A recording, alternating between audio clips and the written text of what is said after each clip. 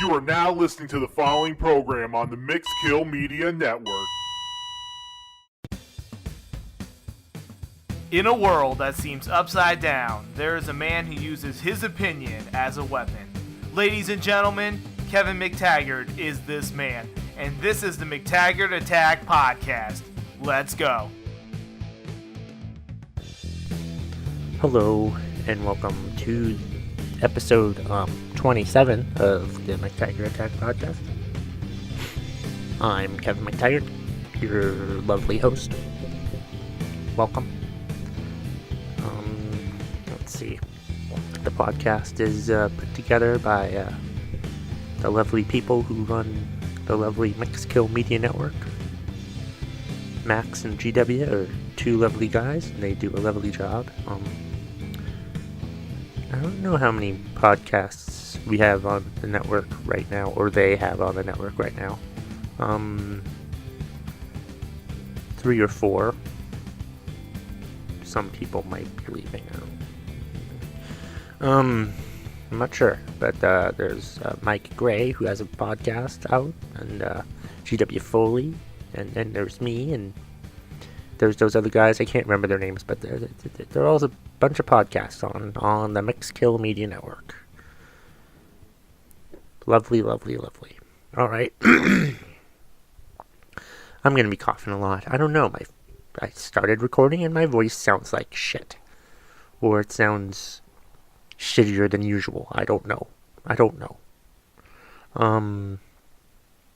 One thing I wanted to talk about. Let's talk about the NFL draft. It's going on. It's about to start. I'm recording this on Thursday like I usually do, and the draft hasn't started yet, but it's going to be starting. I think it starts at 7:30, 8 o'clock. I don't really know. I'm really excited to see who the Patriots are going to draft tonight. Oh wait, they don't have any picks. Oh, I hope that doesn't hurt them.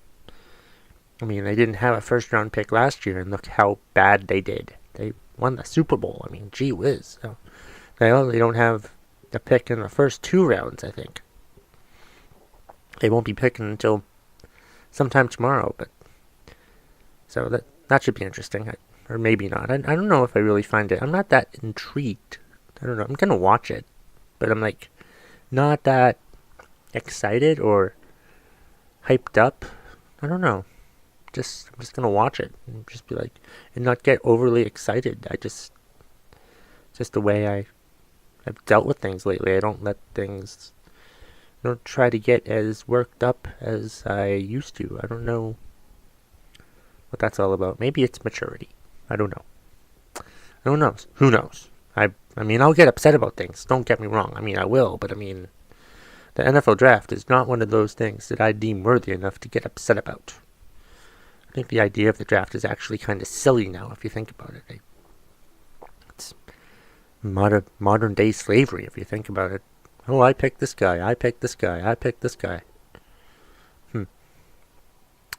So yeah, I can't wait to watch the draft tonight. That should be fun, I guess. If you like that thing, I don't know who's gonna be picked first. Mock drafts are dumb. Like that. I love that everybody does their mock draft where they think the player is going to go, and then the player doesn't go there. Then the mock draft. No one reviews these mock drafts afterwards. Do they really review these mock drafts very much afterwards? Who knows? No, I don't think they do. We need to go through and grade these people on their mock drafts and how right they actually were. I think they do sort of do that, but I don't know if they actually, how far they do it. Got to give it to like people like Todd McShay and Mel Kiper and the other guy with the NFL Network. Can't remember his name. The hell is his name? It's gonna bother me now. Played for Boston College and in school. I saw him. I was feet away from him. 10 feet away from him. Is that guy? I can't remember his damn name now. This is gonna bother me. I'm gonna have to hold on. I have to look this shit up. Hold on. Stand by. Look up Rich Eisen. Maybe he has a picture of... It's not Brian Billick. That's not what I'm trying to think of. And I'm sure people are listening to this podcast and are yelling out the thing to me, but I can't. Oh, and I spelled Eisen wrong.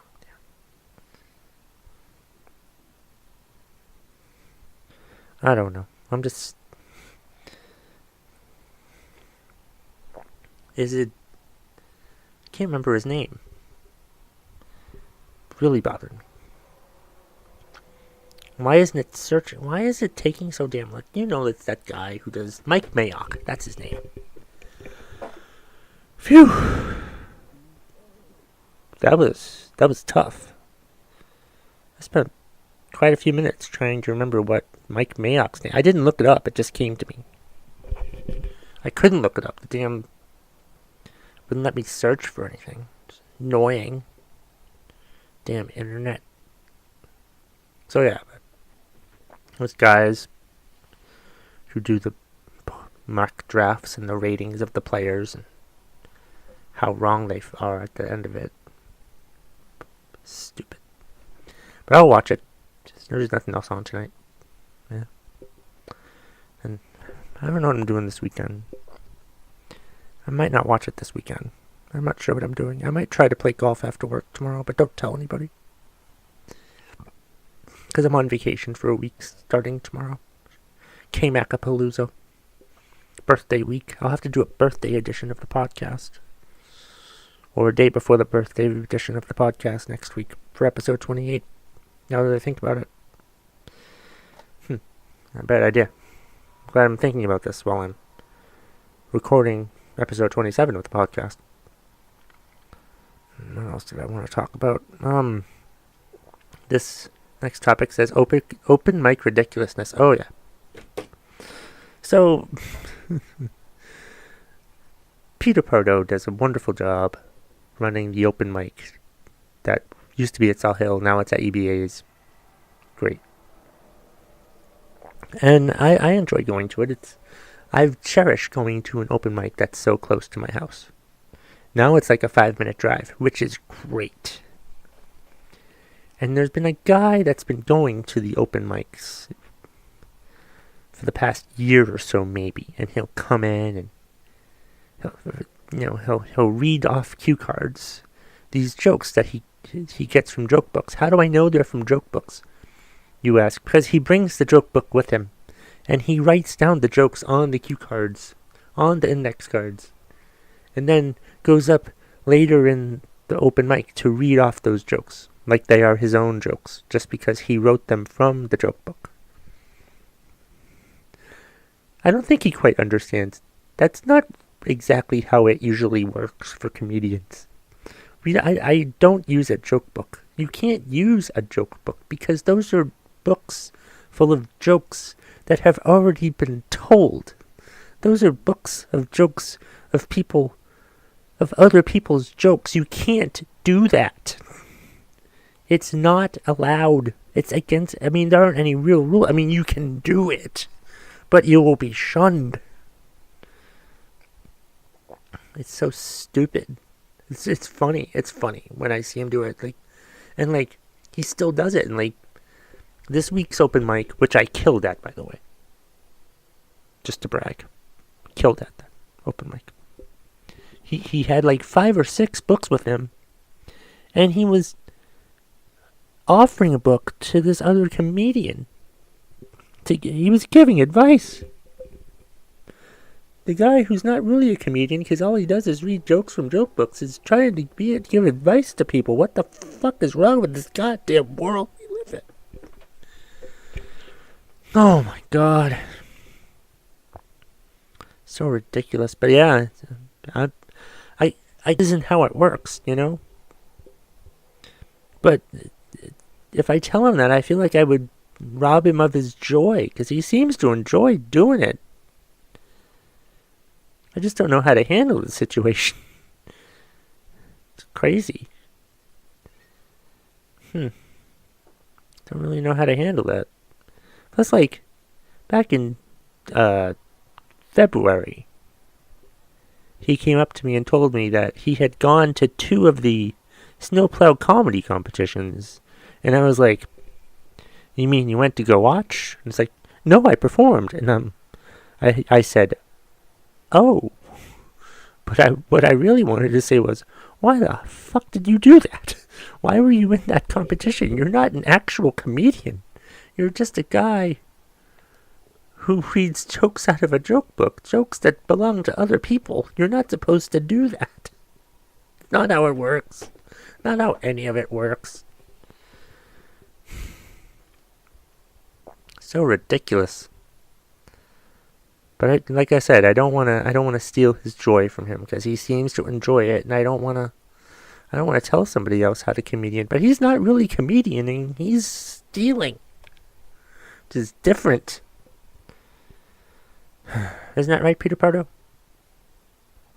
I know you're listening. Now that you've told me that you listen to the podcast, so that's cool. If you tell me you listen, I will mention you on the podcast if you want me to. So let me know, listeners of the podcast. If you want me to mention your name, that you've told me that you listen, let me know. Either comment on the Facebook page, or tell me to my face, or send me a text, or some way tell me that you want me to mention you on my podcast, and I will do it for a fee. No, for free. For free. I'm not. Maybe a fee. No, free. I'll do it for free. Forget it. Yeah, it's fine. So just let me know and I'll do it. Make you feel good. Fine. Whatever. I didn't watch this. I try not to watch anything that has to do with Trump nowadays, because it's just really annoying. But did he congratulate a Purple Heart winner last weekend? I don't think you congratulate a Purple Heart winner. I think you thank them for their service, certainly, but I don't think you actually congratulate them on getting injured, you know, and earning the Purple Heart. That's not how it works, Donald Trump. I don't think he understands that that's not how any of this works. That's the theme of today's podcast. I don't think they know how this works. Like, you don't congratulate a Purple Heart winner. You don't wish someone a happy Memorial Day. And you don't wish someone a happy 9/11. Those are just things you don't wish happy things to. Maybe our president will learn in the 4 to 8 years that he has left in office. Maybe. So Earth Day was last weekend. It's not that I don't care about Earth Day. I just think every day should be Earth Day. Also, if we really gave a shit about the planet, don't you think we would have, not created factories that polluted the atmosphere? We wouldn't mine for coal or oil or something that would deplete our natural resources. I mean, Jesus Christ. If we were going to save the planet, we probably should have started over 100 years ago. But the fact that we've been doing Earth Day for the past 30-something years, I don't know how the fuck long we've been doing it, but it's kind of, there's no point in doing Earth Day, because we're fucked. Especially since Trump doesn't seem to care about the environment. Or the climate, for that matter. We're screwed. Irreparable harm is being done to this planet. But let's celebrate Earth Day. The one day every year people give a shit about the planet. Most people. I'm sure there are other people who are environmentalists who care about the planet every day, and that's fine. I'm not judging you. I'm just saying that most people don't give a shit about the planet. Except on Earth Day. But I don't give a shit about the planet on Earth Day or any other day. Well, I worry about it, but I'm not going to do anything. I'll recycle. I recycle. That's all. That's all I would do. I don't care about anything else. I'm not going to make a big effort to try to save the planet, because we can't. We're doomed. Just deal with it. We're doomed. It's fine. So yeah, that's what I want to talk about. What else did I want to talk about? What was it? I think it was a year or two ago. Panera Bread needed to get healthier. So they got rid of some menu items. They changed their menu, got rid of some menu items, like they got rid of the Chipotle chicken sandwich and the Smokehouse turkey panini. You know what my two favorite items at Panera were? The Smokehouse turkey sandwich and the Chipotle chicken panini. I messed that up. You know what the fuck I'm talking about. They took away my two favorite items. But I dealt with it. I then got my new favorite item is the barbecue chicken salad. 2 weeks ago I went to Panera and they no longer have the barbecue chicken salad. They have a sandwich called the barbecue chicken flatbread, which is okay, but it's not really what I wanted. I may have to stop going to Panera, which is a shame. I mean, good for them to have healthier items in their menu, but really, is it good to take menu items off that people liked? Think about that, Panera. Think about that. It's ridiculous. Yeah. Just ridiculous. Let's see. What else do I want to talk about? What else was I going to talk about? I have my list. I had a long list this week. I showed it. I posted a picture of it earlier this week, but I've added some stuff to it. Actually, yeah. Well, Panera hates me, right? It's time for Kevin to talk about something rather controversial. You know, as a stand-up comedian, I do this for the reaction from the crowd. You know, that's the reason why I do it. You know, and I've been fortunate to go to shows where I get paid, you know, money, which is fine. And most shows I've done lately, you know, give out like $20 or something, you know, which is great. Some of them give you the money before the show. Some of you give the money after the show. It's all good. It's fine. It's cool. It's great. I don't do it for the money, but like, I wouldn't mind getting the money, you know? Yeah. So yeah, that's something. And it just kind of annoys me that like I did the On the Spot show last night, Wednesday, April 26th at the Vermont Comedy Club, and it was fine, but like, they didn't even pass around their donation box last night. So, we didn't even get any money. But that being said though, when they do give out money, you only get like $4 to $8, which is okay, but I mean, they're a comedy club. And like, I've gotten more money at like, just shows at meaderies or movie theaters or bars or whatever like that. And it's just boggles my mind that a comedy club can be so damn cheap about that. Especially for like local talent. I can understand kissing the headliner's ass, and that's fine. You have to do that, but I mean, there was no headliner, and I mean, how are you gonna keep the community going if you don't really give a shit about the community of stand-up comedians? I mean, you say that you do, but I don't think you really do. I think it's bullshit that they hardly pay the local comedians. And I'm hardly local. I drive an hour and a half to that open mic once a week. And I go to a lot of their shows, but it's like just frustrating to have to deal with that. And then like not even get money. No. Not that I do it for the money, but I mean, it's just kind of insulting. Like, did they forget? Or did they just decide not to do a donation box last night? Just doesn't make any goddamn sense. Maybe if they're listening, they can tell me why they didn't do that. Feel free to let me know why you didn't do it, owners of the Vermont Comedy Club. Because I still don't understand. It's left a bad taste in my mouth, and I don't know if I want to come back anytime soon. I mean, I'll come back for some stuff that I said I'm going to do, but I mean, my luster, my allure, I'm a little hurt. And I'm sure other people are too. And I know I know other people aren't happy. So if you want to help the comedian community in Vermont, then you really need to start treating the comedians in Vermont a whole lot better than you currently are, because it's pretty fucking annoying, if you ask me. But it's fine. I mean, I'm not going to beg to do shows in Burlington or at the comedy club anymore. I don't really do that anyway. I mean, if they ask me to do a show, I'll do a show. But I'm not going to, like, try to kiss anyone's ass up there anymore, because I don't really see it worth it. Because everybody seems to have a goddamn pole up their ass. It's just annoying. What else do I want to talk about today? That might have actually been the majority of the thing that I wanted to talk about. Let's see.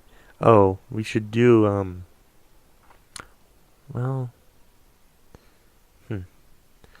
yeah, we'll talk about comedy plans, because I did have some plans. There are some things. I've had some good conversations with some friends of mine, and I'm looking forward to see where they're going with it. I don't want to say anything that's happening yet, but be on the lookout, because I think I'm liking where I'm going. I'm liking who I'm riding with, and I think it's going to be fine, and it's going to be fun, and I'm looking forward to it.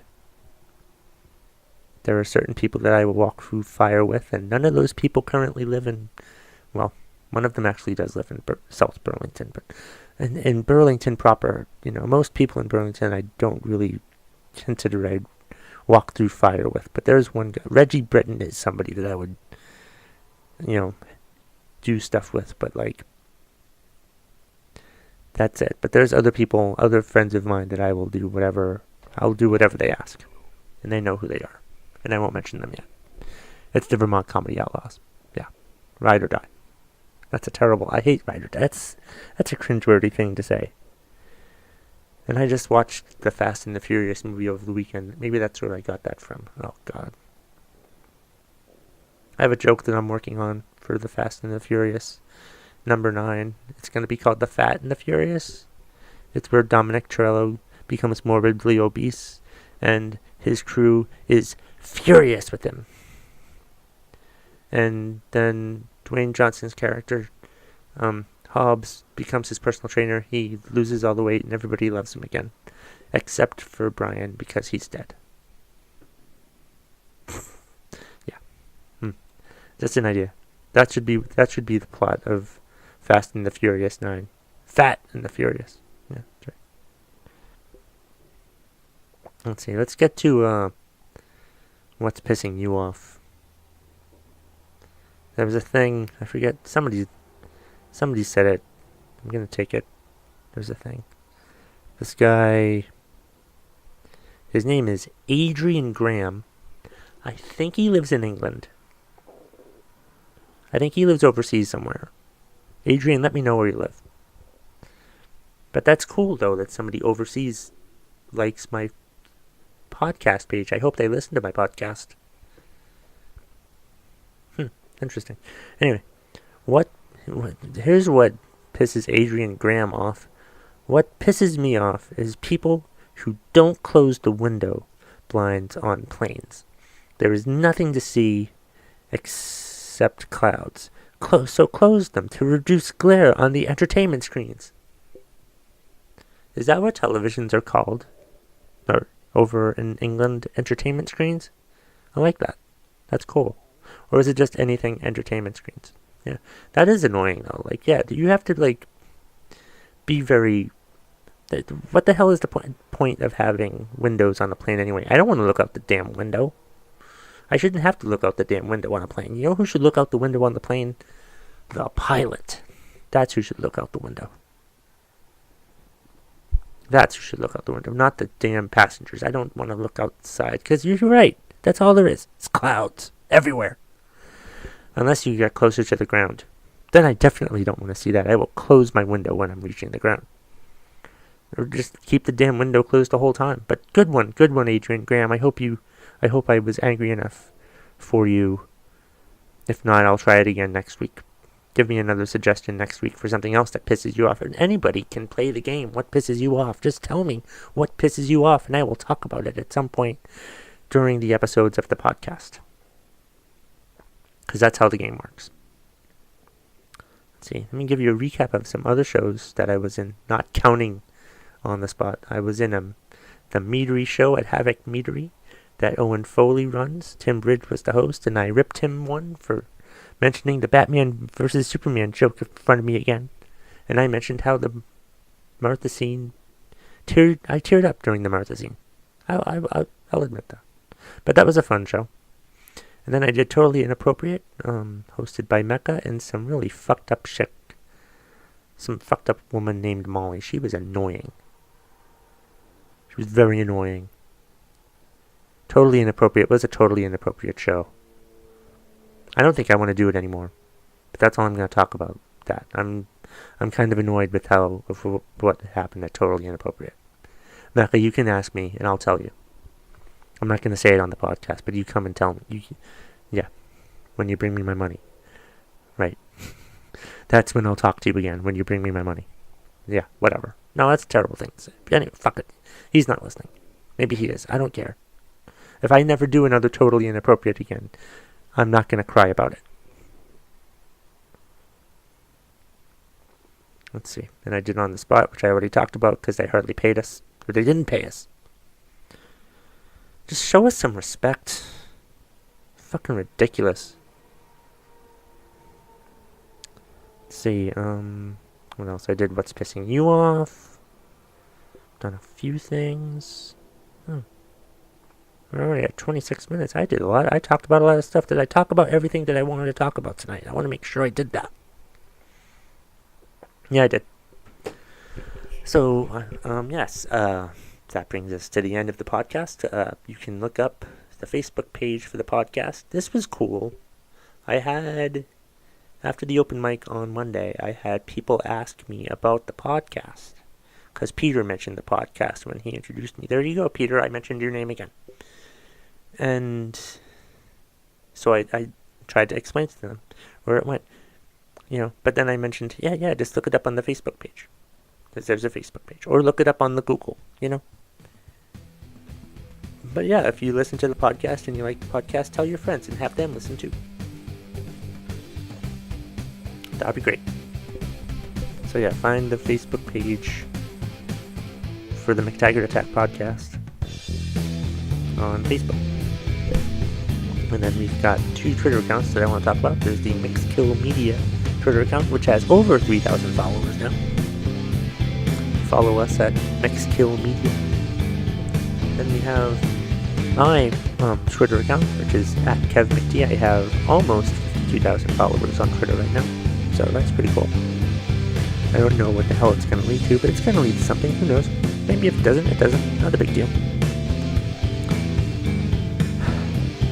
Alright, well, I think that covers everything for this week. I hope you enjoyed listening to the podcast this week. If you listened to the podcast, drop me a comment or something.